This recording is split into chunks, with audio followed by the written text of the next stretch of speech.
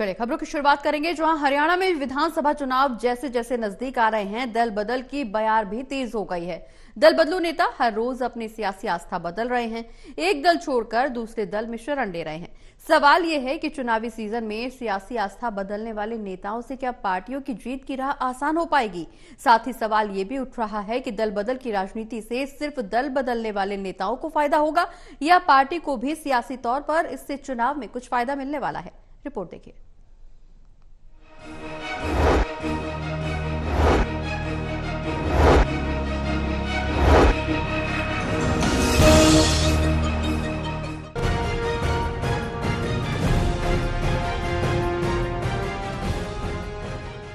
हरियाणा की सत्ताधारी party BJP के पास सरकार की पावर है, तो 5 साल तक विपक्ष की भूमिका निभाने वाले नेता अब दल बदल कर पावर को एंजॉय करना चाहते हैं।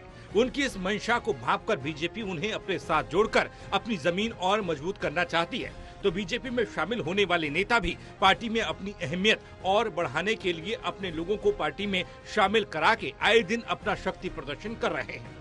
हाल ही में बीजेपी में शामिल हुई किरण चौधरी भी इसी कोशिश में जुटी हैं। वो हर रोज कांग्रेस पर वार कर रही हैं, तो बीजेपी को मजबूती देने के लिए अपने लोगों को पार्टी में शामिल करा रही हैं। कितनी सरकार इतनी लाएंगे, सीटें इतनी लाएंगे, याद रखियो ये तो खुद ही भाई कति नीचे नीचे हाथ मिलाए खड़े हैं। बेरा है ना तुमने, सबने बेरा है नहीं बेरा, तो जब जो ऐसा काम करे भाई तुमने बेरा है, कभी वो अपनी सरकार ने आन देगा के कौन ही आन दे भाई। तुम बहुत समझदार लोग हो, ये बिन्ने जो है आईना दिखाना है।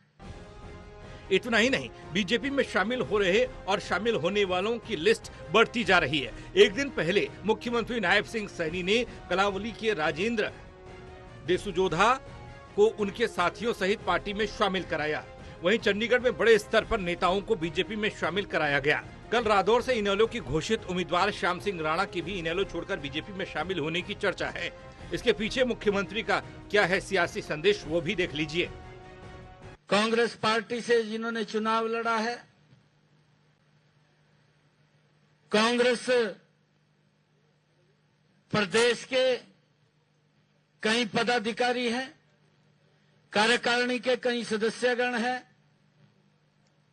कांग्रेस के जिला के प्रमुख कार्यकर्ता हैं, कांग्रेस के ब्लॉक के प्रमुख कार्यकर्ता हैं और एआईसीसी के प्रमुख डेलीगेट बैठे हैं, जो आज कांग्रेस को तिलांजलि दे करके भारतीय जनता पार्टी नरेंद्र मोदी जी के साथ खड़े हुए हैं। सत्ताधारी दल में शामिल होने के लिए नेताओं की लंबी कतार है, तो मुख्य विपक्षी दल कांग्रेस में भी लोग अपनी जगह बनाने में लगे हैं। पिछले दिनों नेता विपक्ष और पार्टी के प्रदेश अध्यक्ष ने 2019 में जगाधरी से बीएसपी से चुनाव लड़कर 45,000 से ज्यादा वोट लाने वाले आदर्श पाल को कांग्रेस में शामिल कराया।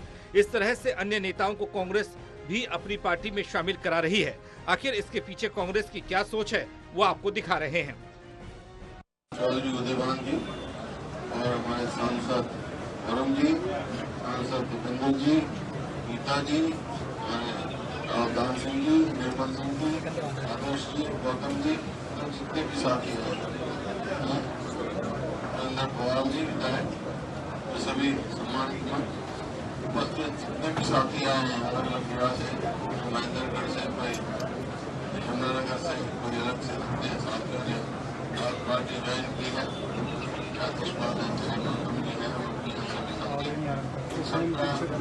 पार्टी में पूरी पार्टी से स्वागत करता हूँ और आज मौका है, मैं यही कह सकता हूँ भाई सही समय पर आपने सही फैसला लिया है।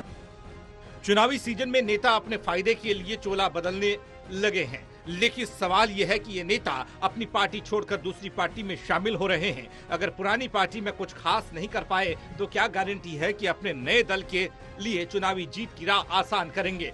सवाल यह है कि पार्टियों में शामिल होने वाले ज्यादातर नेताओं की इच्छा टिकट पाने की है, तो क्या पार्टी अपने वफादार नेताओं को छोड़कर इन दल बदलुओं को तवज्जो देगी?